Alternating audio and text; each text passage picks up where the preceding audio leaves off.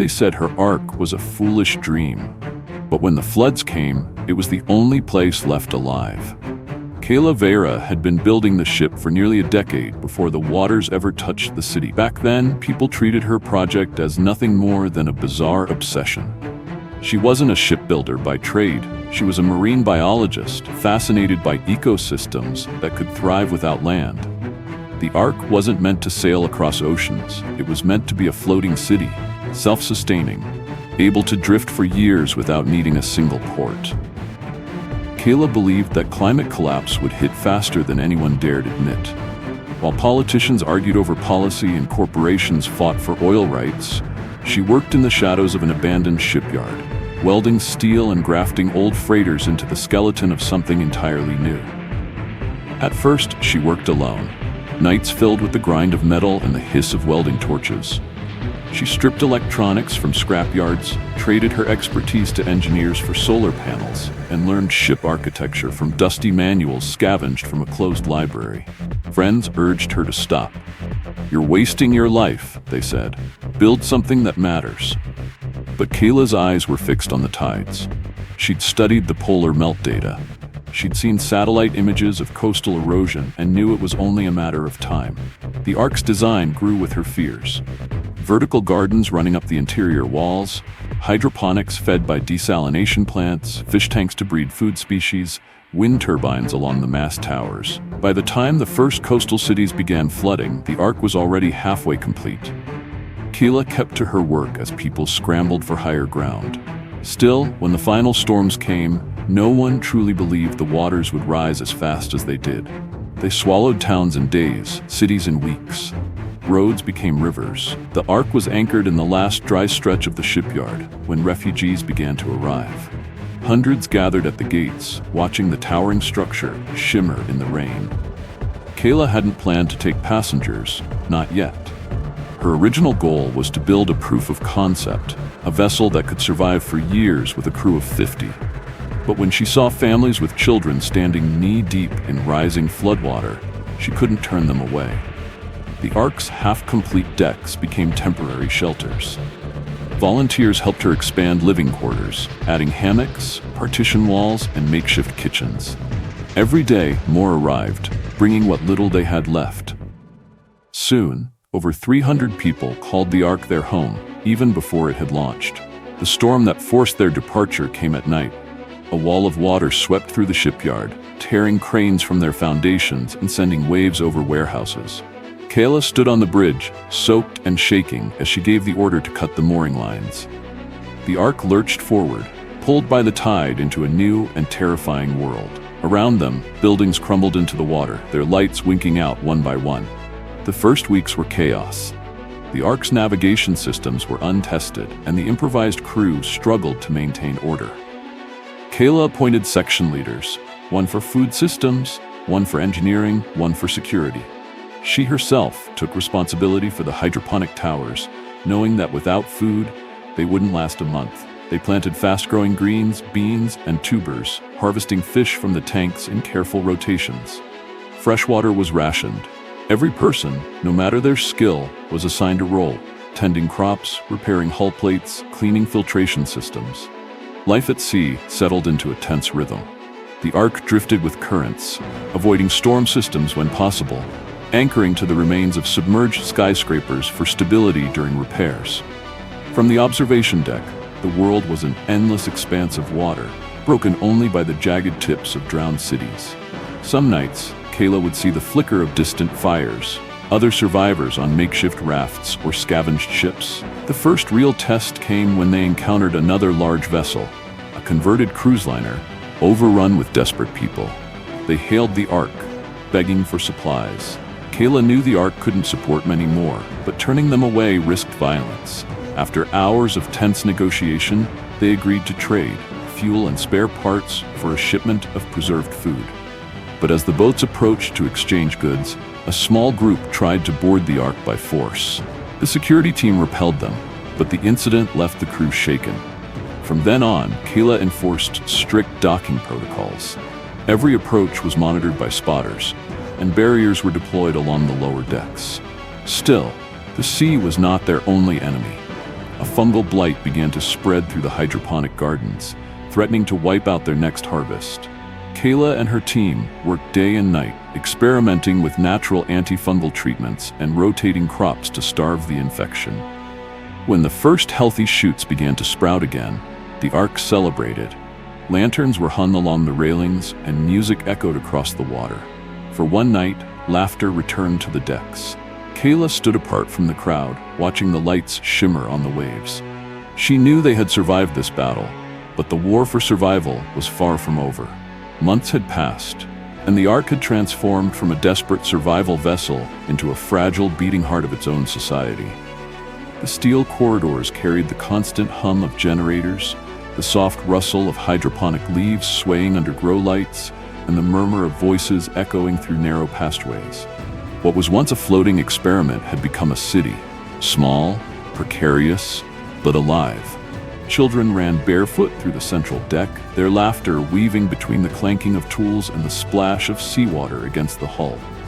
One of the old cargo bays had been converted into a school, where Taryn, a retired teacher with a voice as warm as sunlight, taught reading, writing, and basic navigation. Mathematics was no longer abstract. It meant calculating water rations, crop yields, and how long the filters could hold before breaking down. Kaela, however, rarely stayed in one place. Her mind was a constant storm of maps, ocean currents, and climate data she'd memorized before the collapse. The world had shifted under the rising seas, coastlines erased, currents redirected, wind patterns unpredictable. Every route she chose was a gamble between safety and starvation. One dusky evening, the scouting boat returned earlier than expected. Nero, the lead scout, jumped onto the deck, his expression caught between disbelief and excitement. "Captain, you need to see this," he panted, thrusting his binoculars into her hands. Kaela pressed them to her eyes and froze. On the horizon, a chain of colossal platforms floated like metal islands, connected by bridges thick enough to drive vehicles across. Towering wind turbines spun lazily in the evening breeze, their blades catching the orange glow of the setting sun. Gardens sprawled across the decks in neat rows, and thin streams of smoke rose from chimneys. It wasn't a scavenger raft or a pirate haven. This was deliberate, engineered, sustained. A floating city. The Ark slowed, its engines rumbling low as Kaela ordered a cautious approach. The nearer they came, the more details emerged. Painted hulls, repaired with fresh steel, cranes lifting crates between platforms, people moving with purposeful rhythm. They weren't starving, they weren't desperate. But that didn't make them safe. When the first delegation arrived by motorboat, Kaela met them at the midship platform.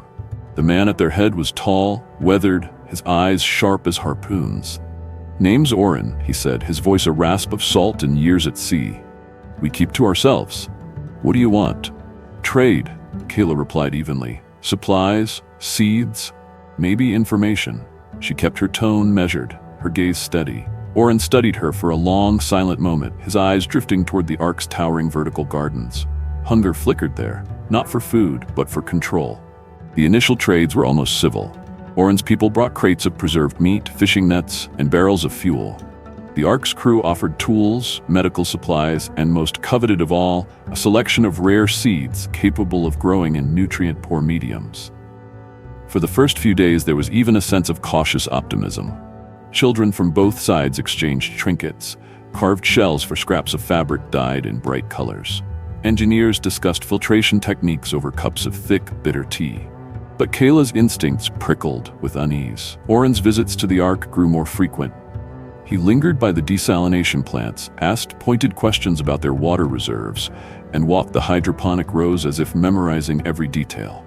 His men, too, began moving differently, less like guests and more like scouts. The truth came out in whispers. Mara, one of Kaela's engineers, slipped into her quarters late one night, her face pale. "I overheard them," she said. "Two of Oren's men. They're planning to take the Ark, disable the engines, tow us into their city. They said they'd make better use of it." Kaela's mind sharpened instantly. The council met in secret in the ship's dimly lit map room. Arguments erupted. Strike first, flee now, negotiate. Kaela listened, then spoke with quiet authority. "If we attack, we risk war we can't afford. If we run without preparation, they'll catch us. We make them think we're weak until we're not." The plan was set. The next day, Kaela announced a maintenance shutdown of the Ark's engines, explaining to Oren that repairs would take at least 2 days. The ruse worked. Oren's men began to gather, their boats circling like vultures. When the attack came, it was under the cover of darkness. Small skiffs glided toward the Ark's hull, grappling hooks ready. But as they drew close, the Ark's decks erupted in blinding light and thick plumes of smoke. Alarms wailed. Hidden along the railings, Kaela's crew released nets weighted with scrap metal, tangling the skiff's propellers. Engines, full power, Kaela shouted into the comms. With a thunderous roar, the Ark surged forward, tearing free of the docking lines. Oren's curses echoed across the water, swallowed by the storm as the Ark vanished into the darkness. For weeks after the escape, the Ark drifted into uncharted waters, chased by storms that seemed almost personal. Waves hammered the hull, salt spray coated every surface, supplies dwindled, morale cracked, fights broke out in the food lines. But there was still one beacon in Kaela's mind, a rumor caught from a fragment of an intercepted radio signal, a stretch of land untouched by the floods somewhere far to the west. She didn't know if it was real, but it was enough to keep the Ark moving. The final storm struck without warning. It hit in the dead of night, a wall of water that rose higher than the tallest mast. The ship groaned like a living thing, the steel plates flexing under the assault. Kaela stood on the bridge, her hands gripping the railing as the horizon vanished into a boiling black sky. "Portside breach," a voice screamed through the comms. "We're taking water." Teams scrambled, sealing leaks, bailing out flooded compartments. The roar of the wind was deafening. Lightning split the sky, illuminating the faces of crew members clinging to safety lines. For hours they fought, not just against the sea, but against exhaustion, fear, and the creeping thought that this was the end. And then, silence. Dawn broke over a sea as smooth as glass. Kaela lifted her eyes, and there it was. Green, a jagged line of hills, crowned with forests, rivers glinting like silver ribbons in the morning sun. The Ark approached slowly, every eye fixed on the shore. No signs of human habitation, no smoke, no ruins, just life. Birds wheeled overhead, the air smelled clean and rich. When the first group stepped onto the sand, they laughed like children. Some wept. Kaela stood apart, her boots sinking into the warm earth, staring back at the Ark. It was scarred, patched, battered, but it had carried them here. It was no longer her dream alone. It was the vessel that had outlived the end of the world, delivering the last flicker of humanity to a place where it could burn bright again.